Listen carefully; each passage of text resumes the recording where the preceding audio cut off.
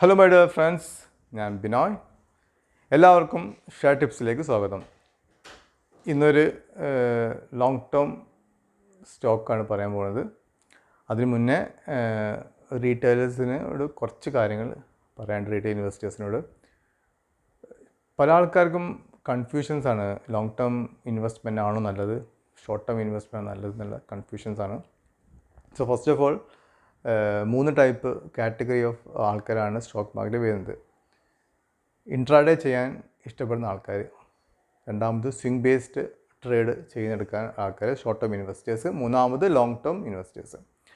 ഈ day to day trading, intraday trading എന്ന് പറയും. ഇൻട്രാഡേ ട്രേഡിങ് ചെയ്യണമെങ്കിൽ ഒരുപാട് പൈസ കയ്യിലില്ലാതെ, നമ്മുടെ കയ്യിൽ 1 lakh ഉണ്ടെങ്കിൽ 5 lakhs വരെ വാങ്ങാനുള്ള പെർമിഷൻ ചില ബ്രോക്കേഴ്സ് കൊടുക്കും. അതല്ലെങ്കിൽ നമ്മുടെ കയ്യിലെ ഷെയർ പ്ലഡ്ജ് ചെയ്ത് വെച്ച് കഴിഞ്ഞാൽ ആ പ്ലഡ്ജ് ചെയ്ത ഷെയറിന് അനുസരിച്ചുള്ള സ്റ്റോക്ക് നമുക്ക് പെർട്ടിക്കുലർ ഡേ വാങ്ങാം. പക്ഷേ അന്ന് തന്നെ അത് കട്ട് ചെയ്യണമെന്ന് മാത്രമല്ല, സ്റ്റോക്ക് പെർട്ടിക്കുലർ ഡേനെ കട്ട് ചെയ്യണം. ചില ബ്രോക്കേഴ്സ് സ്വിംഗ് ബേസ് ഈ ഷെയർ പ്ലഡ്ജ് ചെയ്ത് കഴിഞ്ഞാൽ 1-2 ദിവസം ഫ്രീ ഓഫ് കോസ്റ്റിൽ ആ സ്റ്റോക്ക് ഹോൾഡ് ചെയ്യുക. 3rd ഡേ മുതൽ അത് 17%, 20% ഒക്കെ പെർ ഇയർ ഇൻട്രസ്റ്റ് ചാർജ് ചെയ്യും. അങ്ങനെ ഒരു 10-20 ദിവസം ഹോൾഡ് ചെയ്യാൻ സമ്മതിക്കും. അത് കഴിഞ്ഞാൽ ഇൻട്രസ്റ്റ് അടക്കമുള്ള പൈസ അവർ കൊടുക്കണം. അപ്പോൾ നമ്മൾ നിർബന്ധമായിട്ടും ആ സ്റ്റോക്ക് കട്ട് ചെയ്യണം. അധികം ആൾക്കാർ മെനക്കെടാൻ നിൽക്കില്ല. ഇൻട്രാഡേക്ക് കടക്കും, രാവിലെ കയറും, ഷെയർ കയറും, വൈകുന്നേരം ആകുമ്പം 3-2% കിട്ടിക്കഴിഞ്ഞാൽ കൊടുക്കും, താഴോട്ട് വന്ന് ലോസ് ബുക്ക് ചെയ്യും. ആക്ച്വലി ഇതൊരു സ്റ്റോക്ക് മാർക്കറ്റ് ഇൻവെസ്റ്റ്മെൻ്റ് ആണോ? അല്ല, ഇതൊരു സ്പെക്കുലേഷനാണ്. ഇപ്പോൾ സ്പെക്കുലേഷൻ നിങ്ങൾ ഭാഗ്യം ഉണ്ടെങ്കിൽ പൈസ കിട്ടും, ഇല്ലെങ്കിൽ പോകും. അതാണ് ഇൻട്രാഡേ പ്ലെയേഴ്സ് എന്ന് പറയുന്നത്. ഞാൻ റീറ്റെയിൽ ഇൻവെസ്റ്റേഴ്സിന് പറയുന്നത്, നിങ്ങൾ ഇൻട്രാഡേ ചെയ്യുകയാണെങ്കിൽ തീർച്ചയായും ടെക്നിക്കലി മനസ്സിലാക്കിയിട്ട് മാത്രമേ ഇൻട്രാഡേ ചെയ്യാൻ പാടുള്ളൂ. അവിടെ ഫണ്ടമെൻറ്റ്സിന് ഒരു വിലയില്ല. ഫണ്ടമെൻറ്റ്സിന് നല്ല സ്റ്റോക്ക്, നല്ല ന്യൂസ് ചെയ്യുന്ന സ്റ്റോക്ക് ചില സമയത്ത് താഴോട്ട് വരും, ഓപ്പറേറ്റേഴ്സ് ഉണ്ട്. അപ്പം ടെക്നിക്കലായി നന്നായി പഠിക്കുക, അല്ലെങ്കിൽ ടെക്നിക്കലായി അറിയുന്ന ആൾക്കാർ ചോദിച്ചിട്ട് മാത്രം ഇൻട്രാഡേ ചെയ്യാൻ പാടുള്ളൂ. അതിനുള്ള കപ്പാസിറ്റി നിങ്ങൾക്ക് ഇല്ലെങ്കിൽ ഇൻട്രാഡേ ചെയ്യാണ്ട് നിൽക്കാം. റീസെൻ്റ് തന്നെ ഒരു എക്സാമ്പിൾ പറയുകയാണെങ്കിൽ, നാൽക്കോ എന്ന സ്റ്റോക്ക് 2 ആഴ്ച മുന്നേ നല്ല റിസൾട്ടാണ് കൊടുത്തത്. 1000% പ്രോഫിറ്റാണ് കൊടുത്തത്. 2 years ബിഫോർ നാൽക്കോ ഞാൻ വീഡിയോ ഇട്ടിരുന്നു. 60 രൂപ 70 രൂപയിൽ നിൽക്കുമ്പം ഈ സ്റ്റോക്ക് ഒരു മൾട്ടിബാഗറാണ്. ഒരു 2-3 കൊല്ലം കഴിഞ്ഞാൽ അവർ കാണിക്കുന്ന പ്രോഫിറ്റ് 200-300% ആയിരിക്കുന്നതാണ്. പക്ഷേ അത് 1000% പ്രോഫിറ്റാണ് ഇപ്പം കാണിച്ചത്. അതൊരു ലോങ് ടേം വ്യൂ ആണ്, ലോങ് ടേം ഇൻവെസ്റ്റ്മെൻ്റ് ആണ്. ഇപ്പം 2 ആഴ്ച മുന്നേ അത് 1000% പ്രോഫിറ്റ് കാണിച്ചാൽ നെക്സ്റ്റ് ഡേ അതൊരു 10% കയറുന്ന പ്രതീക്ഷയാണ് ഒട്ടുമിക്ക ആൾക്കാരൊക്കെ ഉണ്ടാവുക. അതിൻ്റെ ബേസിൽ വ്യാഴാഴ്ച എൻട്രി ചെയ്തിട്ടുണ്ടെങ്കിൽ എല്ലാവർക്കും മിനിമം ഒരു 4% ലോസ് ആയിരിക്കും. അതായത് 200 രൂപ ഷെയർ 6 rupeesലാണ് ഓപ്പൺ ചെയ്തത്, പക്ഷേ അത് ക്ലോസ് ചെയ്തത് 2 രൂപ ഡൗണിലാണ്. Even 1000% profit year on year ബേസിൽ കാണിച്ചപ്പം ബാക്കി എല്ലാ ഒട്ടുമിക്ക കമ്പനീസും പ്രോഫിറ്റ് ഡൗൺ കാണിച്ച സമയത്ത്, ഇയർ ഓൺ ഇയർ ബേസിൽ ഡൗൺ കാണിച്ച സമയത്ത് 1000% ഇയർ ഓൺ ഇയർ ഗ്രോത്ത് കാണിച്ച കമ്പനിയാണ് നാൽക്കോ. പക്ഷേ അത് നെക്സ്റ്റ് ഡേ ഇൻട്രാഡേ ട്രേഡേഴ്സിനൊക്കെ ലോസ് ആയിരിക്കും, കാരണം ഓപ്പറേറ്റേഴ്സ് മാർക്കറ്റിലുണ്ട്. അതേസമയം ടെക്നിക്കലി പഠിച്ച ഒരു വ്യക്തി ചില സമയത്ത് ആ സ്റ്റോക്കിൽ അന്ന് എൻട്രി ചെയ്തിട്ടുണ്ടാവില്ല. എനിക്കത് പല ആൾക്കാർ 1000-2000 ഷെയർ വാങ്ങി 2%, 3% പ്ലസ്സിൽ പോയി വാങ്ങിയിട്ട് ലാസ്റ്റ് ലോസിൽ കൊടുത്ത ആൾക്കാരെ എനിക്കറിയാം. 12,000, 14,000, 16,000 ഒക്കെ ലോസ് പറ്റിയ ആൾക്കാരെ എനിക്കറിയാം. ഇതാണ് ഇൻട്രാഡേയിൽ വരുന്ന ഏറ്റവും വലിയ ബുദ്ധിമുട്ടുള്ള ഒരു സംഭവം. അതേ സമയത്ത് അത് വെള്ളിയാഴ്ച തിരിച്ച് കയറി, അത് കഴിഞ്ഞാൽ നെക്സ്റ്റ് തിങ്കളും കയറി, ചൊവ്വയും കയറിയും ഓൾ ടുഗദർ 30% റിട്ടേൺ ആണ് ആ ഒരു സ്റ്റോക്ക് വ്യാഴാഴ്ച കഴിഞ്ഞിട്ട് കൊടുത്തത്. അതായത് നിങ്ങളൊരു ആ കമ്പനിയെ വെച്ച് മനസ്സിലാക്കിയിട്ട് നിങ്ങൾ കയ്യിലെ പൈസ കൊടുത്ത് ഇൻവെസ്റ്റ് ചെയ്താണെങ്കിൽ 30% ലാഭം കിട്ടുന്ന സ്ഥാനത്താണ് ഇൻട്രാഡേ പ്ലെയേഴ്സിന് 6,000 rupees പോയത്. ഇപ്പോൾ ഇൻട്രാഡേ പ്ലെയേഴ്സ് പൈസ ഉണ്ടാക്കുന്നില്ല പറയുന്നില്ല, പൈസ ഉണ്ടാക്കുന്ന ആൾക്കാരുണ്ട്. പക്ഷേ ഇൻട്രാഡേ എന്നൊരു സ്പെക്കുലേഷനാണ്. ഒരു കമ്പനി വെച്ച് മനസ്സിലാക്കി പഠിക്കുന്നയോ ഒരു സ്റ്റോക്ക് മാർക്കറ്റിൽ ഒരു കമ്പനി ഭാഗമാവോ ഒന്നും നമ്മൾ ചെയ്യുന്നില്ല. അവർ പെർട്ടിക്കുലർ ഡേ വാങ്ങി വെക്കുകയാണ് ചെയ്യുന്നത്. ഈ സ്പെക്കുലേഷനിൽ പൈസ ഉണ്ടാക്കുന്ന ആൾക്കാർ ഇഷ്ടംപോലെ ഉണ്ടല്ലോ. ഇപ്പം കാർഡ്സ് കളിച്ച് പൈസ ഉണ്ടാക്കുന്ന ആൾക്കാരുണ്ട്, ലോട്ടറി എടുത്ത് പൈസ ഉണ്ടാക്കുന്ന ആൾക്കാരുണ്ട്. പക്ഷേ അത് എല്ലാവർക്കും പറ്റിയല്ല. 99% ആൾക്കാർക്കും പൈസ പോവുകയാണ് ചെയ്യുന്നത്. ഇതാണ് ഇൻട്രാഡേ പ്ലെയർ. അപ്പോൾ ഇൻട്രാഡേ പ്ലെയേഴ്സ് നിങ്ങൾ ആഗ്രഹിക്കുകയാണെങ്കിൽ, എന്ത് പറഞ്ഞാൽ ഇൻട്രാഡേ മാത്രം ചെയ്യുന്ന ആൾക്കാരുണ്ട്. അങ്ങനത്തെ ആൾക്കാർ ടെക്നിക്കും കൂടി പഠിക്കുക, മനസ്സിലാക്കിയിട്ട് മാത്രം ഇത് എൻട്രി ചെയ്യുക. രണ്ടാമത്തെ കാറ്റഗറി ആൾക്കാർ ഷോർട്ട് ടേം ഇൻവെസ്റ്റേഴ്സ് പറയും, സ്വിംഗ് ബേസ്ഡ് ട്രേഡ് ഇൻവെസ്റ്റ്മെൻറ്റ്സ്. അതായത് സ്റ്റോക്കിൽ ഒരു ഇതേപോലത്തെ ന്യൂസ് പേസിലൊക്കെ വാങ്ങി ഇൻവെസ്റ്റ് ചെയ്ത് അവർക്കധികം അത് ഹോൾഡ് ചെയ്യാനൊന്നും താല്പര്യമില്ല. മാക്സിമം ഒരു 1 മന്ത് വരെ ടൈം ഫ്രെയിമിൽ വെച്ചിട്ട് അതിൽ കിട്ടുന്ന ലാഭം ബുക്ക് ചെയ്യുക, എൻ്റർ ചെയ്യുക, ഇറങ്ങാം. അതിലും നിങ്ങൾ ഈ കേസിലൊക്കെ ഫണ്ടമെൻ്റൽ നല്ല സ്റ്റോക്ക് സെലക്ട് ചെയ്ത ഗുണം എന്താണെന്ന് വെച്ചാൽ അഥവാ ഇറങ്ങിക്കഴിഞ്ഞാലും എല്ലാ സ്റ്റോക്കും ആർക്കും കറക്റ്റായിട്ട് പ്രിഡിക്റ്റ് ചെയ്യാനേ സാധിക്കില്ല. താഴോട്ട് ഇറങ്ങിക്കഴിഞ്ഞാൽ ഹോൾഡ് ചെയ്യാം. ഹോൾഡ് ചെയ്തിട്ട് അത് എന്ന് കയറുന്നതാണെന്ന് കൊടുക്കുക. എന്നാൽ വലിയ ബുദ്ധിമുട്ട് ഇൻട്രാഡേ ട്രേഡേഴ്സിന് മാതിരി സ്വിംഗ് ബേസ്ഡ് ട്രേഡേഴ്സിന് ഉണ്ടാവില്ല. സ്വിംഗ് ബേസ്ഡ് ട്രേഡാണ് നിങ്ങൾ എടുക്കുന്നതെങ്കിൽ തന്നെ ഫണ്ടമെൻ്റൽ നല്ല സ്റ്റോക്ക് മാത്രം എടുക്കുക. ഫണ്ടമെൻ്റൽ നല്ല സ്റ്റോക്കിന് ബേസ് നല്ല ന്യൂസ് വരികയാണെങ്കിൽ, സെക്ടർ ന്യൂസ് വരികയാണെങ്കിൽ അതിൽ പൈസ ഉണ്ടായിട്ട് തന്നെ ഒരു ചെറിയ പോർഷൻ എടുക്കുക. എന്നിട്ട് ക്ഷമയോട് കാത്തു നിൽക്കുക. അങ്ങനെയാണെങ്കിൽ നിങ്ങൾ ക്യാപിറ്റൽ ഒരിക്കലും പോകില്ല. ഇപ്പോൾ സ്വിംഗ് ബേസ്ഡ് ട്രേഡിൽ പെട്ടെന്നൊരു ന്യൂസ് ബേസിൽ നിങ്ങൾ ഫണ്ടമെൻ്റൽ ഇല്ലാത്ത സ്റ്റോക്ക് എൻ്റർ ചെയ്ത് കഴിഞ്ഞാൽ നാളെ വല്ല യുദ്ധം മാതിരി വല്ല സംഭവങ്ങൾ വരികയാണെങ്കിൽ, നിപ്പ മാതിരിയോ കൊറോണ മാതിരി സംഭവം വരികയാണെങ്കിൽ താഴോട്ട് വന്നാൽ ഈ സ്റ്റോക്ക് ഒരിക്കലും പിന്നെ റിക്കവർ ആവില്ല. പക്ഷേ എല്ലാ ഫണ്ടമെൻ്റൽ സ്റ്റോക്കും എന്താവും, റിക്കവർ ആവും, 100% റിക്കവർ ആവും. അതുകൊണ്ട് എന്തായാലും സ്വിംഗ് ബേസ്ഡ് ട്രേഡിൽ നിങ്ങൾ എൻ്റർ ചെയ്യുകയാണെങ്കിൽ പെട്ടെന്ന് ചാടിക്കറി ഇൻവെസ്റ്റ് ചെയ്ത് പെട്ടെന്ന് അതിൻ്റെ ഫണ്ടമെൻ്റൽസ് ജസ്റ്റ് നോക്കാം. ജസ്റ്റ് ഒരു P ratio, E P S high ആണ്, പി റേഷ്യോ എങ്ങനെയുണ്ട്, പ്രൊമോട്ടേഴ്സ് എങ്ങനെയാണ്, അവർ ബിസിനസ് എങ്ങനെയാണ്, നെറ്റ് പ്രോഫിറ്റ് തന്നിട്ടുണ്ടോ, ഇപ്പോൾ ഷെയർ ഹോൾഡിംഗ് പാറ്റേൺ നോക്കുക, പ്രൊമോട്ടേഴ്സ് ഹോൾഡ് ചെയ്യുന്നുണ്ടോ, FIs അതിൽ സ്റ്റേക്ക് ഉണ്ടോ എന്നൊക്കെ നോക്കിയിട്ട് ഒരു ഓവറോൾ ചെയ്ത് നോക്കിയിട്ട് മാത്രം സ്വിംഗ് ബേസിലും എൻ്റർ ചെയ്യുക. മൂന്നാമത്തെ കാറ്റഗറി പീപ്പിൾ എന്ന് പറയുകയാണെങ്കിൽ ലോങ് ടേം ഇൻവെസ്റ്റേഴ്സ്. ഒരു കമ്പനിയിൽ പഠിച്ച് മനസ്സിലാക്കി അതിന് ഇൻവെസ്റ്റ് ചെയ്യുക. ചിലപ്പോൾ അതിൻ്റെ റിട്ടേൺ കിട്ടാൻ 2, 3, 4 കൊല്ലം കഴിഞ്ഞിട്ട് ആ മതി എന്നുള്ള കോൺസെപ്റ്റിൽ ഇൻവെസ്റ്റ്മെൻറ്റ് ചെയ്യാം. ചെയ്ത് കഴിഞ്ഞാൽ എന്നിട്ട് ആ ഒരു ലെവൽ വരെ അതിനെ ഹോൾഡ് ചെയ്യാം. രാകേഷ് ജുൻജുൻവാലയൊക്കെ ടൈറ്റാൻ ഹോൾഡ് ചെയ്ത മാതിരി വളരെ ചെറിയൊരു പ്രൈസിൽ ടൈറ്റാൻ കമ്പനി വാച്ചിൽ നിന്നും ജ്വല്ലറി സെഗ്മെൻറ്റിൽ കിടന്നപ്പോൾ പുള്ളി അതിൻ്റെ പൊട്ടൻഷ്യലിറ്റി മനസ്സിലാക്കി ഇൻവെസ്റ്റ് ചെയ്തതാണ്. അപ്പോൾ ആർക്കും 100% ഗെയിൻ, ഈവൻ രാകേഷ് ജുൻജുൻവാലയ്ക്ക് വരെ നഷ്ടം പറ്റിയിട്ടുണ്ട്. ഈ ശ്രീ അധികാരി ബ്രദേഴ്സ് എന്ന സ്റ്റോക്കൊക്കെ 1200 വാങ്ങിയത് 7 രൂപയ്ക്ക് എന്താണ് പുള്ളി കൊടുത്തത്. അപ്പോൾ പുള്ളിക്കും മിസ്റ്റേക്ക് പറ്റാം. പക്ഷേ ഒരു 5 or 6 സ്റ്റോക്ക് ലോങ് ടേമിൽ വെക്കുകയാണെങ്കിൽ 2 ഫെയിൽ ആയാലും ബാക്കി 3 കിട്ടുന്ന ലാഭം 10 ഇരട്ടി ആയിരിക്കാം. അങ്ങനത്തെ തീം സ്റ്റോക്സ് എന്ന് പറയും. എൻ്റെ എക്സ്പീരിയൻസ് ആണ് ഞാൻ പറയുന്നത്. 20 കൊല്ലം മുന്നേ നമുക്ക് പറ്റിയ അബദ്ധങ്ങൾ പല സ്റ്റോക്ക് ഐഡൻറ്റിഫൈ ചെയ്തിട്ടുണ്ടായിരുന്നു. സൺ ഫാർമസ്യൂട്ടിക്കൽസൊക്കെ എൻ്റെ അടുത്തുണ്ടായിരുന്ന സ്റ്റോക്കായിരുന്നു. പക്ഷെ അത് കയറുന്നില്ല. എന്ത് കളിച്ചിട്ടും ആ സ്റ്റോക്ക് കയറുന്നില്ല. എത്ര മടുത്ത് അവസാനം അതൊരു ബ്രോക്കറേജിൻ്റെ പൈസ കിട്ടിയപ്പം ഒഴിവാക്കിയ സ്റ്റോക്കാണ് സൺ ഫാർമസ്യൂട്ടിക്കൽസ് എന്ന കമ്പനി, L&T കമ്പനി. അതൊക്കെ ആലോചിക്കുമ്പോൾ തന്നെ ഭയങ്കര സങ്കടമാണ്. അതുകൊണ്ട് ഇനി അങ്ങനെ വരാണ്ട് നിൽക്കാൻ വേണ്ടിയിട്ടാണ് നമ്മളിങ്ങനെ ഇടയ്ക്കിടയ്ക്ക് ഈ കാര്യങ്ങൾ ലോങ് ടേം ഇൻവെസ്റ്റ്മെൻറ്റ് പറഞ്ഞുകൊണ്ട് നിൽക്കുന്നത്. ഇനിയിപ്പോൾ നിങ്ങൾ ലോങ് ടേം, എൻ്റെ ഒരു പോളിസി എങ്ങനെയാണെന്ന് വെച്ചാൽ 10 ലക്ഷം കയ്യിലുണ്ടെങ്കിൽ 8 ലക്ഷം റുപ്യക്ക് ലോങ് ടേം സ്റ്റോക്ക് വാങ്ങുക. 2 ലക്ഷം രൂപ എന്ത് ചെയ്യുക, ഈ സ്വിംഗ് ബേസ്ഡിന് വേണ്ടിയിട്ട് മാറ്റി വെക്കുക. എന്നിട്ട് നല്ല ന്യൂസ്, അല്ല സെക്ടർ ന്യൂസ് വരുമ്പോൾ, അല്ല കമ്പനിയെ പറ്റി പെർട്ടിക്കുലർ കമ്പനിയെ പറ്റി ന്യൂസ് വരുമ്പോൾ, അല്ല കമ്പനി എക്സ്ട്രാ ഓർഡിനറി പ്രോഫിറ്റ് കാണിക്കുമ്പോൾ, അല്ലെങ്കിൽ അവർക്ക് ഓർഡേഴ്സ് കിട്ടുമ്പോൾ ഒക്കെ മെല്ലെ ഒരു പൊസിഷൻ എടുക്കാം. ഈ താഴോട്ട് വന്നാലും മിണ്ടാണ്ടിരിക്കുക. നല്ല കമ്പനിയാണല്ലോ, ഫണ്ടമെൻ്റൽസ് നല്ല കമ്പനിയാണ്. അത് കയറി കഴിഞ്ഞാൽ 10% ലാഭം കിട്ടിയാൽ കട്ട് ചെയ്തിട്ട് ഈ 2 ലക്ഷം ഇങ്ങോട്ട് എടുക്കുക. ലാഭം എടുത്തിട്ട് ഈ ലോങ് ടേമിലേക്ക് വെച്ച സ്റ്റോക്ക് വാങ്ങി അക്യുമുലേറ്റ് ചെയ്യുക. അപ്പോൾ അതിൻ്റെ നമ്പർ ഓഫ് ഷെയർസ് നമുക്ക് കൂട്ടാൻ സാധിക്കും. കൺവിക്ഷൻസിലൂടെ തന്നെ ഒരു സ്റ്റോക്ക് ഹോൾഡ് ചെയ്യാം.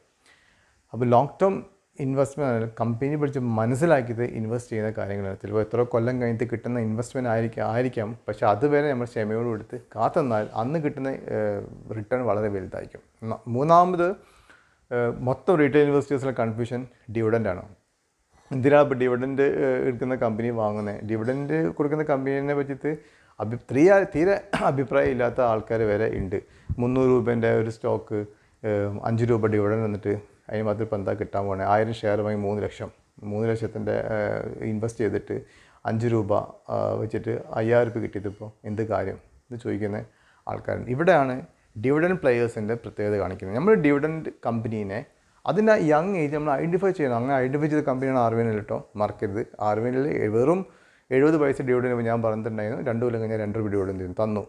ഇനി അത് ചിലപ്പോൾ 2027 2030 ഒക്കെ എത്തിക്കഴിഞ്ഞാൽ ചിലപ്പോൾ ഡിവിഡൻറ്റ് ചിലപ്പം 20 രൂപ ആയിരിക്കും. അപ്പം ഈ ഡിവിഡൻറ്റിൻ്റെ കേസ് ക്ലിയർ ആയിത്തരേ 30 രൂപക്ക് ആർവിഎൻഎൽ ഒരു 1000 ഷെയർ വാങ്ങിയ ആളെ സംബന്ധിച്ചോളം 2030 കൂട്ടിക്കോ, 2028, 29, 30 ചിലപ്പോൾ ആ സ്റ്റോക്കിന് പ്രൈസ് ചിലപ്പോൾ 1000 രൂപ ആയിരിക്കാം, 1000 മേലായിരിക്കാം. അത് ഡിപ്പെൻസ് അപ്പോൺ ദ അപ്പോഴത്തെ കണ്ടീഷൻ. പക്ഷേ ആ സമയത്ത് ആ സ്റ്റോക്ക് ഒരു 20 രൂപ ഡിവിഡൻഡ് തന്നെന്ന് കൂട്ടാം. 20 ഡിവിഡൻഡ് തന്നാൽ അന്ന് 1000 ഷെയർ വാങ്ങിയ ആൾക്ക് 20 രൂപ ഡിവിഡൻഡ് കിട്ടും, 20,000 രൂപ ഡിവിഡൻഡ് കിട്ടും. അന്ന് വെറും ഇൻവെസ്റ്റ്മെൻറ്റ് എന്ന് പറയുകയാണെങ്കിൽ 30,000 രൂപയാണ്. 30,000 ഇൻവെസ്റ്റ്മെൻറ്റ്, 1000 ഷെയർ 30 രൂപയ്ക്ക് വാങ്ങിയ ഒരാളെ സംബന്ധിച്ചോളം ആ ഷെയറിന് 20 രൂപ ഡിവിഡൻഡ് കൊടുക്കാമെന്ന് പറഞ്ഞാൽ 20,000 രൂപ ഡിവിഡൻഡ് മാത്രമായിട്ടാണ് കിട്ടുന്നത്. ഒരു 5 കൊല്ലം കഴിഞ്ഞാൽ പിന്നെ അങ്ങോട്ട് ഡിവിഡൻഡ് മാത്രം ചെയ്ത് 20,000 റുപ്പീസ് കിട്ടും. അതേ സമയത്ത് 1000 രൂപയ്ക്ക് പോയിട്ട് ഒരു 1000 ഷെയർ വാങ്ങണമെങ്കിൽ എത്ര പൈസ വേണം? അന്ന് 30,000 രൂപ ഇൻവെസ്റ്റ് ചെയ്ത ആളെ സംബന്ധിച്ചോളം 10 ലക്ഷം രൂപ വേണം ഇന്ന് ആ ഒരു 1000 ഷെയർ വാങ്ങണമെങ്കിൽ. പക്ഷേ 10 ലക്ഷം മുടക്കിയിട്ട് ആ വ്യക്തിക്ക് കിട്ടാൻ പോകുന്നത് എത്രയാണ്? 20,000 രൂപയാണ്. അതേ സമയത്ത് വെറും 30,000 രൂപ മുടക്കിയ ആൾക്ക് 20,000 രൂപ കിട്ടും. അപ്പം ഡിവിഡൻഡ് എന്ന് പറഞ്ഞാൽ ചെറിയൊരു കാര്യമൊന്നുമല്ല, നല്ലതാണ്. പക്ഷേ ആ ഒരു കമ്പനി, പെർട്ടിക്കുലർ കമ്പനീനെ നമ്മൾ യങ് ഏജിൽ ഐഡൻറ്റിഫൈ ചെയ്ത് വാങ്ങാൻ പറ്റും എന്നുള്ളതാണ് പ്രത്യേകത. നമ്മൾ ഓൾറെഡി ഐഡൻറ്റിഫൈ ചെയ്ത് വാങ്ങി വെച്ച ഷെയറാണ് ആർബിഎനിൽ. നിങ്ങളെല്ലാവരും ഹോൾഡ് ചെയ്യാൻ 2030 രൂപ ഹോൾഡ് ചെയ്യാൻ നിങ്ങൾക്ക് 20 രൂപ ഡിവിഡൻഡ് കിട്ടും എന്നാണ് ഞാൻ എക്സ്പെക്ട് ചെയ്യുന്നത്. അതുപോലെ മറ്റൊരു കമ്പനി IOC. എല്ലാവരും പറയും IOC കയറുന്നില്ല, BPC കയറുന്നില്ല. അതിൻ്റെ ഹിസ്റ്ററി എടുത്ത് നോക്ക്. അതിന് 4-5 ബോണസ് എടുത്ത കമ്പനിയാണത്. അതിനൊരു 4-5 കൊല്ലം മുന്നേ IOCക്ക് വാങ്ങിയ ആൾക്കാർ രാജാക്കന്മാരാണ് ഇപ്പോൾ ഡിവിഡൻഡ് കിട്ടുന്നത്. 12 രൂപ ഡിവിഡൻഡ് കൊടുക്കുന്നുണ്ട്. ഇപ്പോൾ ലേറ്റസ്റ്റ് ആയിട്ട് വന്ന ഒരു സംഭവം 30% നെറ്റ് പ്രോഫിറ്റിൽ 30% എല്ലാ PSUസും ഡിവിഡൻഡ് കൊടുക്കണമെന്നാണ്. അങ്ങനെയാണെങ്കിൽ 3,000-4,000 കോടി കാണിച്ച ഈ കമ്പനീസൊക്കെ എത്ര ഡിവിഡൻഡ് തരേണ്ടി വരും? ഓൾറെഡി നല്ല ഡിവിഡൻഡ് കൊടുക്കുന്ന കമ്പനീസാണ് ഇതെല്ലാ ഇതും. അപ്പോൾ എൻ്റെ ലോങ് ടേം ഇൻവെസ്റ്റ്മെൻറ്റിലേക്ക് പോകുന്നതിന് മുന്നേ കുറച്ച് സ്റ്റോക്സ് ലോങ് ടേം ആയിട്ട് തന്നെ നമുക്ക് വാങ്ങാൻ പറ്റുന്ന സ്റ്റോക്ക് ഇപ്പോൾ ഒന്നും കാണില്ല, പക്ഷേ അതിന് ഭാവി വളരെ സൂപ്പറാണ്. ചിലപ്പോൾ 1-2 കൊല്ലം ഒന്നും അല്ലാതെ കിടക്കും, പിന്നീട് അങ്ങോട്ട് കയറും. അത്രയും പൊട്ടൻഷ്യൽ ബാക്കിൽ കിടക്കുന്ന കുറച്ച് സ്റ്റോക്സ് ഉണ്ട്. താച്ച സ്റ്റീൽ നിങ്ങളൊന്നും കാണില്ല. താച്ച സ്റ്റീൽ ഒരു വെറും സ്റ്റീൽ കമ്പനിയാണ് നിങ്ങളെല്ലാം വിചാരം. ഇത് നിയർ സ്റ്റീൽ കമ്പനി അല്ല, വേറെ ലെവലുള്ള കമ്പനിയാണ് താച്ച സ്റ്റീൽ. സൊമാറ്റോ ഇപ്പോൾ ഒന്നുമല്ല, പക്ഷേ സൊമാറ്റോക്ക് ഇന്ത്യയിലുള്ള ഒരു അംഗീകാരം വളരെ തന്നെ ഇൻ്റർനാഷണൽ ലെവൽ കമ്പനി ആയിട്ടാണ് പല ആൾക്കാരും സൊമാറ്റോനെ കാണുന്നത്. എല്ലാ ഇൻഡെക്സിലും സൊമാറ്റോ ഉൾപ്പെടുത്തുന്നുണ്ട്. ഇപ്പോൾ ഒന്നും കാണില്ല, പക്ഷേ ഒരുപാട് കൊല്ലം കഴിഞ്ഞാൽ അതിൻ്റെ പൊട്ടൻഷ്യാലിറ്റി വരും. പ്രാജ് ഇൻഡസ്ട്രീസ്, ഒരുപാട് കമ്പനീസ് ഉണ്ട്. വാട്ടർ ട്രീറ്റ്മെൻറ്റിൽപ്പെട്ട EMS, പിന്നെ കൺസ്ട്രക്ഷൻ കമ്പനിയിൽപ്പെട്ടാണ് അശോക ബിൽഡ്കോൺ, NCC ഒക്കെ നല്ല സൂപ്പർ കമ്പനിയാണ്. പിന്നെ നമ്മൾ പ്രിയപ്പെട്ട IOC ഡിവിഡൻഡ് കൊടുക്കാൻ സാധ്യത കമ്പനി. ഇപ്പോൾ എല്ലാവരും IOC പറ്റിയൊന്നും മിണ്ടുന്നില്ല. BPC പറ്റി HPC ഇല്ല പറഞ്ഞത്. IOC ഒരു മിയർ മാർക്കറ്റിംഗ് കമ്പനി അല്ല. IOCനെ പറ്റി നിങ്ങൾ അവരെ സൈറ്റിൽ പോയിട്ട് നോക്കിയാൽ മതി. ഈ ഒരു ഷെയർ 140 രൂപയ്ക്ക് കിടക്കുന്ന കണ്ട സങ്കടം തോന്നും. ഇതുപോലെ തന്നെ പല സ്റ്റോക്സും. പിന്നീട് കയറുമ്പോൾ നമ്മൾ പറയും LIC കുറച്ച് പറയും 1000 രൂപയിൽ ഇഷ്യൂ പ്രൈസിൽ താഴെ കിടന്ന സ്റ്റോക്ക് നമ്മൾ കയ്യിൽ ഇല്ലാണ്ടായിപ്പോയെന്ന് പറയും. ഇതൊക്കെ മനസ്സിലാക്കാൻ വേണ്ടി പറയാണ്. ടാറ്റ മോട്ടോഴ്സ് ആണെങ്കിലും IRCTC ആണെങ്കിലും ബൽറാംപൂർ ചിന്നി മിൽസ് നല്ലൊരു സംഭവമാണ്. ബൽറാംപൂർ ചിന്നി മിൽസിൻ്റെ അത് ബയോ ഡീസലിലൊക്കെ വെറും എത്തനോൾ സ്റ്റോറി അല്ല. ജൂപ്പിറ്റർ വാഗൺസ്, ഒരുപാട് സ്റ്റോക്സ് ചെയ്തിട്ടുണ്ട്. NHPC, IFCI, CG power semiconductor ഇൻഡസ്ട്രിയിലെ നമ്പർ 1 കമ്പനിയാണ്. RailTel, HFCL, IDFC first bank, VPRPL. ഇനി ഫാമയാണെങ്കിൽ മാക്സൻസ് ഫാമ. ഇതൊക്കെ നല്ല നല്ല പൊട്ടൻഷ്യലുള്ള കമ്പനീസാണ് ഇതെല്ലാം. ഇതിൻ്റെയൊക്കെ ഇപ്പോഴത്തെ ലെവലല്ല ഞാൻ പറയുന്നത്. ഇതിന് ഒരു 10 കൊല്ലം മുന്നേ ഉണ്ടായ ചാൻസ് ഇനിയും ഇന്ത്യയിൽ വരാം. ഇന്ത്യയിൽ ഇനി നെക്സ്റ്റ് 10 ഇയേഴ്സിലേക്ക് ഒരു നല്ലൊരു ഇൻവെസ്റ്റർ ആയിക്കഴിഞ്ഞാൽ ഒരു ഡബിളിൻ്റെ മേലെ ഇൻവെസ്റ്റ്മെൻറ്റ് കിട്ടാൻ സാധ്യത ഇപ്പോഴുണ്ട്. കാരണം ഇന്ത്യൻ റിസോഴ്സ് തന്നെയാണ് മെയിൻ റീസൺസ്. പണ്ടത്തെ റിസോഴ്സിൽ ഇനി വരാൻ പോകുന്ന റിസോഴ്സ് പറയുകയാണെങ്കിൽ അത് ഗ്രീൻ ഹൈഡ്രജൻ ആയിരിക്കാം, എത്തനോൾ ആയിരിക്കാം, ലിത്തിയം ആയിരിക്കാം, സെമി കണ്ടക്ടർ ആയിരിക്കാം. ഇന്ത്യ സെമി കണ്ടക്ടർ ഹബ്ബാക്കി മാറ്റാൻ പോകുന്നതാണ് എക്സ്പെക്റ്റ് ചെയ്യുന്നത്. ഇതൊക്കെ വളരെ പ്രധാനപ്പെട്ട ഒരു കാര്യങ്ങൾ. അപ്പോൾ നെക്സ്റ്റ് 10 ഇയേഴ്സിൽ ഭയങ്കരമായിട്ടുള്ള ഐഡിയലായിട്ടുള്ള പീരീഡാണ്. ഇപ്പോൾ ഈ ലോങ് ടേം ഇൻവെസ്റ്റേഴ്സ് മെയിൻ പ്രശ്നം എന്താണെന്ന് വെച്ചാൽ ഇപ്പോൾ 20 വയസ്സുള്ള കുട്ടീനോട് നിങ്ങൾ ഇൻവെസ്റ്റ് ചെയ്യൂ, നെക്സ്റ്റ് 10 ഇയേഴ്സിലേക്ക് നിങ്ങൾ ഇൻവെസ്റ്റ്മെൻറ്റ് 1 lakh ഇട്ട 3 lakh ആണെന്ന് പറഞ്ഞാൽ വരെ അവർ ഇൻവെസ്റ്റ് ചെയ്യാൻ തയ്യാറല്ല പെർട്ടിക്കുലർ സ്റ്റോക്കിൽ. ബിക്കോസ് അവർ തിങ്ക് ചെയ്യുന്നത് എന്താണെന്ന് വെച്ചാൽ 10 കൊല്ലം കഴിഞ്ഞിട്ട് ഞാൻ 30 വയസ്സാകുമ്പോഴേക്ക് കിട്ടിയെന്താ കാര്യം വിചാരിക്കും. 30 വയസ്സാകുമ്പോൾ വിചാരിക്കും അയ്യോ അന്നാ സ്റ്റോക്ക് വാങ്ങി ഇത്ര പൈസ ആയിട്ടുണ്ടാവുമെന്ന്. 30 വയസ്സിൽ പറഞ്ഞാൽ വിചാരിക്കും 40 വയസ്സാവണ്ടേ. ഞാൻ പറയുന്നു 40 വയസ്സ് വരെയുള്ള ആൾക്കാരെങ്കിലും നെക്സ്റ്റ് 10 ഇയേഴ്സിലേക്ക് കണക്കാക്കി തന്നെ സ്റ്റോക്കുകൾ വാങ്ങണം. പിന്നെ നല്ല ഏജിലുള്ള ആൾക്കാർ 70 ഇയേഴ്സുള്ള ആൾക്കാരാണെങ്കിൽ ആ ഒരു വ്യൂ കാണാതെ ഷോർട്ട് ടൈം ഇൻവെസ്റ്റ്മെൻറ്റിൽ കിടക്കാം. അത് ഡിപ്പെൻസ് അപ്പോൺ ഒരു ഏജാണ്. സോ ഇന്ന് ഞാൻ പറയാൻ പോണ സ്റ്റോക്ക് വാരി എനർജീസാണ്. അതിന് മുന്നേ നിങ്ങൾക്ക് ഒരു പോർട്ട്ഫോളിയോ മാനേജ് ചെയ്യണമെങ്കിൽ, അതായത് നിങ്ങൾ ലോങ് ടേം ഇൻവെസ്റ്റർ ആണെങ്കിൽ നിങ്ങൾക്ക് പോർട്ട്ഫോളിയോ മാനേജ് ചെയ്യാൻ വളരെ എളുപ്പമുള്ള ഒരു കാര്യം.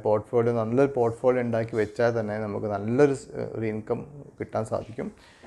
അപ്പോൾ ഒരു പോർട്ട്ഫോളിയോ ഉണ്ടാക്കി കൊടുക്കുക എന്ന് പറഞ്ഞാൽ വളരെ എളുപ്പമുള്ള കാര്യമാണ്. ഈ സ്വിംഗ് ബേസ്ഡും ഇൻട്രാഡേയൊക്കെ പഠിക്കാനാണ് പ്രയാസം ടെക്നിക്കലി.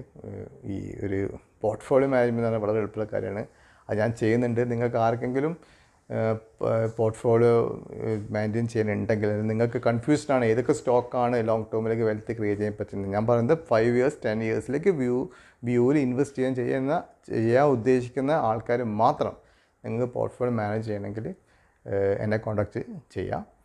പിന്നെ ഈ മലയാളീസ് പ്രത്യേകിച്ചും ഈ ഒരു ചാനൽ മാത്രം കണ്ടാൽ മതി. എൻ്റെ ഇംഗ്ലീഷ് ചാനലുണ്ട്. കാരണം 10,000 മേലെ സബ്സ്ക്രൈബേഴ്സ് മലയാളം അറിയാത്ത ആൾക്കാരുണ്ടായത് മാത്രമാണ് കമ്പൽഡ് ആയിട്ടാണ് ഇംഗ്ലീഷ് വീഡിയോ ഇടുന്നത്. അതുകൊണ്ട് മലയാളം കണ്ടാൽ മതി, ഇംഗ്ലീഷ് കണ്ടിട്ട് അഭിപ്രായം പറയണ്ട. അപ്പോൾ നിങ്ങൾ ആരെങ്കിലും പിന്നെ ഇതുപോലെ തന്നെ പോർട്ട്ഫോളിയോ മാനേജ്മെൻറ്റ് ചെയ്ത് തരണമെങ്കിൽ എന്നെ കോൺടാക്റ്റ് ചെയ്താൽ മതി. ഓക്കെ. സോ എൻ്റെ ഇന്നത്തെ സ്റ്റോക്ക് വാരി എനർജീസാണ്. ഇത് റീസെൻ്റ്ലി ലിസ്റ്റായ സ്റ്റോക്കാണ്. 1500 IPO വന്ന് 2500 ലിസ്റ്റ് ചെയ്ത് 2300 വരെ താണു 3700 വരെ പോയി തിരിച്ചു വരുന്ന സ്റ്റോക്കാണ്. തിരിച്ചു വരാനുള്ള കാരണം മെയിൻലി ഇതിന് 50% ഈ ഒരു കമ്പനി എക്സ്പോർട്ട് ചെയ്യുന്നത് US-ലേക്കാണ്. അതിന് പുറമെ USA-ൽ തന്നെ അവരൊരു ഈ പ്ലാന്റ് സ്ഥാപിക്കാൻ പോകുന്നുണ്ടായിരുന്നു. ഇതിനൊക്കെ ഒരു തിരിച്ചടി ആയിട്ടാണ് ട്രംപ് പറഞ്ഞത് റിന്യൂവബിൾ എനർജിയിൽ USA കോൺസെൻട്രേറ്റ് ചെയ്യുന്നില്ല. അങ്ങനെ പറഞ്ഞു കഴിഞ്ഞാൽ ഓട്ടോമാറ്റിക്കലി 50% എക്സ്പോർട്ട് ചെയ്യുന്ന കമ്പനി എന്ന നിലക്ക് വാരി എനർജീസിന് ഒരു അടി ഉണ്ടാവും. ആ ഒരു അടിയാണ് 3700 നേരെ ഷെയർ വന്ന് 2500 കിടക്കുന്നത്. രണ്ടാമത്തെ നെഗറ്റീവായിട്ടുള്ള ന്യൂസ് ഒന്ന്, ചൈന എന്നാണ് ഇത് മോസ്റ്റ്ലി അവർ റോ മെറ്റീരിയൽസ് ഇമ്പോർട്ട് ചെയ്യുന്നത്. അപ്പോൾ ചൈന അവരെ റോ മെറ്റീരിയൽസിൻ്റെ റേറ്റ് കൂട്ടിയെന്നുള്ളത് വേറെ ഒരു നെഗറ്റീവായിട്ടുള്ള ഫാക്ടറാണ് വാരി എനർജീസ് സംബന്ധിച്ചോളം. ഈ 2 റീസൺസാണ്. മൂന്നാമത്തെ റീസൺ എന്ന് പറഞ്ഞാൽ ആങ്കർ ഇൻവെസ്റ്റേഴ്സിന് ലോക്കിംഗ് പീരീഡ് കഴിഞ്ഞു. അപ്പോൾ അവർ ഓട്ടോമാറ്റിക്കലി അവർക്ക് ആങ്കർ ഇൻവെസ്റ്റേഴ്സിന് കൊടുത്തിട്ടുണ്ടാവും ചിലപ്പോൾ 1000 രൂപയ്ക്കോ 1000 ചോടായിരിക്കും അവരൊരു പ്രോഫിറ്റ് ബുക്ക് ചെയ്യും. ഈ 3 റീസൺ കാരണം വാരി എനർജി നല്ലൊരു കറക്ഷനിൽ വന്ന് കിടക്കുകയാണ്. പക്ഷേ നമ്മളതിൻ്റെ ലോങ് ടേം നോക്കുകയാണെങ്കിൽ ഇന്ത്യയിലെ largest manufacture of solar panels ഇവരാണ്. 12 GW കപ്പാസിറ്റിയുള്ള കമ്പനിയാണ് വാരി എനർജി. രണ്ടാമത്തെ കമ്പനി പ്രീമിയം എനർജി റേറ്റ് നോക്കുകയാണെങ്കിൽ ഇപ്പോൾ ഇന്നലത്തെ റേറ്റ് 8% പ്ലസ് ആയത് 1260 ₹1 ഫേസ് വാല്യൂ ഉണ്ട്. അതായത് 12,600 രൂപയാണ് പ്രീമിയം എനർജി റേറ്റ്. ഇന്ത്യയിൽ നമ്പർ 1 ലാർജസ്റ്റ് മാനുഫാക്ചർ ആയിട്ടുള്ള വാരി എനർജി റേറ്റ് ഇന്നലത്തെ പ്രകാരം 2626 സംതിങ് ലൈക്ക് ദാറ്റ് 623 തോന്നുന്നു. പക്ഷേ ഇതിലുള്ള ചെറിയ നെഗറ്റീവ് സെൻറ്റിമെൻറ്റ്സിന് ഇത്തരം സ്റ്റോക്കിനെ അടിച്ച് താത്തി കൊണ്ടുവരാൻ കാരണം എല്ലാവരും ഇപ്പം വാരിനെ പറ്റി എഗെയിൻസ്റ്റാണ് പറയുന്നത്. യൂട്യൂബേഴ്സ് ആണെങ്കിൽ ആരാണെങ്കിലും വാരി എനർജീസ് എപ്പോഴും ഈ എക്സ്പോർട്ടിനെ പറ്റിയിട്ടും കാര്യങ്ങളൊക്കെ പറ്റിയിട്ടാണ് പറഞ്ഞുകൊണ്ടിരിക്കുന്നത്. ഇതിന് മറുവശം ഇല്ലേ? ഇനിയിപ്പോൾ US-ലേക്ക് എക്സ്പോർട്ട് ചെയ്യാൻ പറ്റിയില്ലെങ്കിൽ വാരി എനർജിക്കുന്ന വേറെ രാജ്യത്തേക്ക് എക്സ്പോർട്ട് ചെയ്യാൻ പറ്റൂലേ? പറ്റാണ്ടെന്താ? പറ്റും. അത് ആരും ചിന്തിക്കുന്നില്ല. പിന്നെ ഇന്ത്യയിൽ തന്നെ ചാൻസ് ഇല്ല, ഇതിൻ്റെ വേറെ സ്ഥലത്തേക്ക് എക്സ്പോർട്ട് ചെയ്യുന്നത് ഇന്ത്യയിൽ തന്നെ ചാൻസ് ഉണ്ടല്ലോ. അപ്പോൾ അങ്ങനെ നമ്മൾ ഫുള്ളി ഡിപ്പെൻഡൻ്റ് അല്ല. പിന്നെയുള്ള കൺസേൺ എന്ന് പറയുകയാണെങ്കിൽ ഈ ആങ്കർ ഇൻവെസ്റ്റേഴ്സ് സെൽ ഓഫ് എന്നൊരു കൺസേൺ അല്ല, അവർ ചിലപ്പോൾ തിരിച്ചു കയറും, ലോക്കിംഗ് പീരീഡിൽ ആരായാലും പ്രോഫിറ്റ് ബുക്ക് ചെയ്യുമല്ലോ, അതാണ്. പിന്നെയുള്ള കൺസേൺ മെയിൻലി ചൈനയിൽ നിന്നുള്ള ഇമ്പോർട്ടിംഗ് ആണ്. ചൈനയിൽ നിന്ന് ഇമ്പോർട്ട് ചെയ്യുമ്പോൾ അതിൻ്റെ റോ മെറ്റീരിയൽസ് എന്ന് പറഞ്ഞ സാധനങ്ങൾ വരുന്നത് സിലിക്കൺ ആണ്. അതായത് പോളി സിലിക്കൺ എന്ന് പറയും. അത് high purity form of silicon. ഇതാണ് ആക്ച്വലി നമ്മൾ ഈ ഒരു പാനൽസിന് എടുക്കുന്നത്. അപ്പോൾ നമുക്ക് എല്ലാവർക്കും അറിയാമല്ലോ, സോളാർ സെൽസ് അസംബിൾ ചെയ്ത് ഈ കണക്ട് ചെയ്തിട്ട് അത് ഈ സോളാർ സെൽസ് സൺലൈറ്റ് അബ്സോർബ് ചെയ്തിട്ട് ആണ് സോഴ്സ് ഓഫ് എനർജി ഉണ്ടാക്കുന്ന ഇലക്ട്രിസിറ്റി മോഡൽ. അങ്ങനെയാണ് സോളാർ പാനൽസ് ഉണ്ടാകുന്നത്. അപ്പോൾ സോളാർ പാനൽസിൽ വളരെ ഇമ്പോർട്ടൻ്റ് ആയിട്ടുള്ള ഇൻഗ്രീഡിയൻ്റ് ആണ് ഈ പോളിസിലിക്കൺ എന്ന് പറഞ്ഞ സംഭവം. അപ്പോൾ അത് 90% ഇമ്പോർട്ട് ചെയ്യുന്നത് ചൈനയിൽ നിന്നാണ്. ഇതിന് വില കൂട്ടിയപ്പം 100% ഈ കമ്പനീസിലേക്ക് എഫക്റ്റ് ചെയ്യും. ഞാൻ ഇപ്പോൾ റീസെൻ്റ്ലി നോക്കുന്ന സമയത്ത് അവർ ഈ വാരി എനർജീസ് തന്നെ ഈ ഒരു റോ മെറ്റീരിയൽ മാനുഫാക്ചർ ചെയ്യാൻ പോവാണ്. അപ്പോൾ ഈ ഒരു പ്രശ്നം അവിടെ കഴിഞ്ഞു. രണ്ടാമത്തെ പ്രശ്നം US-ലേക്കുള്ള എക്സ്പോർട്ടിങ് ഉണ്ടാവില്ല എന്നുള്ളതാണ്. പക്ഷേ അതും കൺഫേം ന്യൂസ് അല്ല. ഈ ഇന്ത്യ ആയിട്ടുള്ള ബന്ധം വെച്ച് നോക്കുകയാണെങ്കിൽ ഇന്ത്യൻ കമ്പനീസ് ബുദ്ധിമുട്ടിക്കാണ്ട് പോകുന്നതാണ് എൻ്റെ ഒരു കോമൺ സെൻസ്. മൂന്നാമത് റിന്യൂവബിൾ എനർജി എന്ന് പറഞ്ഞ സാധനം ഇല്ല എന്ന് പറഞ്ഞാൽ നടക്കില്ല. അമേരിക്ക ആ വിചാരത്തിന് ഭാവി റിന്യൂവബിൾ എനർജി ഇതാണ്. ഒരു ഡൊണാൾഡ് ട്രംപ് പറഞ്ഞാലൊന്നും ഇതൊന്നും ഇല്ലാണ്ടായി പോകുന്ന പ്രശ്നം വരുന്നില്ല. ഇനിയിപ്പോൾ അമേരിക്കയില്ലെങ്കിൽ വേണ്ട, വേറെ പല രാജ്യങ്ങളിലേക്ക് എക്സ്പോർട്ട് ചെയ്യാനുള്ള കഴിവുള്ള കമ്പനിയാണ്. ഈ കമ്പനി എന്ന നിലയ്ക്ക് വാരി എനർജി എന്നൊരു കമ്പനി എന്ന നിലയ്ക്ക് വളരെ പൊട്ടൻഷ്യൽ ഉള്ള ഒരു കമ്പനിയാണ്, റെസ്പെക്റ്റഡ് കമ്പനിയാണ്. വേറെ റിന്യൂവബിൾസിൻ്റെ പിന്നെ പ്രൊമോട്ടേഴ്സ്, വേറെ റിന്യൂവബിൾസ് ഇവരെ സിസ്റ്റർ കൺസേൺസാണ്. ജസ്റ്റ് ഒന്നൊരു ഓൾ ടുഗദർ ഒന്ന് വേറെ എനർജി പറ്റി നോക്കാം. അവർ ഇപ്പോൾ ഇന്നലെ ന്യൂസ് വന്ന് they are going to start a solar cell manufacturing എന്നാണ്. ഇപ്പം 2 മാനുഫാക്ചറിങ് ആണ് അവർ ഉള്ളത് ഓൾറെഡി. ഒന്ന് ഞാൻ പറഞ്ഞു ഓൾറെഡി അവർ വലിയൊരു മാനുഫാക്ചർ സോളാർ പാനൽസ് ഉണ്ടാക്കുന്ന ഇന്ത്യയിലെ ഏറ്റവും വലിയ മാനുഫാക്ചേഴ്സാണ് ഇവർ. അതിൽ ഇൻഗ്രീഡിയൻറ്റ് സംഭവം സോളാർ സെൽസ്. ഈ സോളാർ സെൽസിന് വേണ്ടി റോ മെറ്റീരിയലാണ് ഞാൻ ഓൾറെഡി പറഞ്ഞ സിലിക്കോൺ എന്ന് പറഞ്ഞ സാധനം. അപ്പോൾ ഈ സോളാർ സെൽ മാനുഫാക്ചറിങ് ഇവർ തുടങ്ങാൻ പോവാണ്. ഡിസംബർ മുതൽ അവർ തുടങ്ങാൻ പോകുന്ന പോലെ 54 ജിഗാവാട്ട് 5.4 ജിഗാവാട്ട് കപ്പാസിറ്റിയാണ് ഇവരത് സോളാർ സെൽ മാനുഫാക്ചർ. അതും ഈ ഡിസംബറിൽ വരാൻ പോകുന്ന സമയത്താണ്. അതുപോലെ തന്നെ ഇവർ ഓൾറെഡി 2025 USA ഒരു മാനുഫാക്ചറിങ് ഹബ്ബ് ഇടാനുള്ള ഉദ്ദേശം ഉണ്ടായിരുന്നു.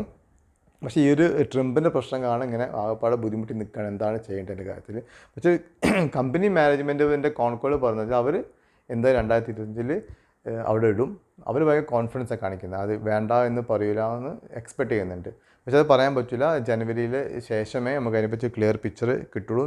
അപ്പോൾ അത് ചിലപ്പോൾ ഒന്നും സംഭവിക്കില്ല. അതിൽ ചിലപ്പം തീരെ ഒഴിവാക്കാനൊന്നും ഒരു രാജ്യത്തിനും പറ്റില്ലല്ലോ റിന്യൂവബിൾ എനർജീനെ.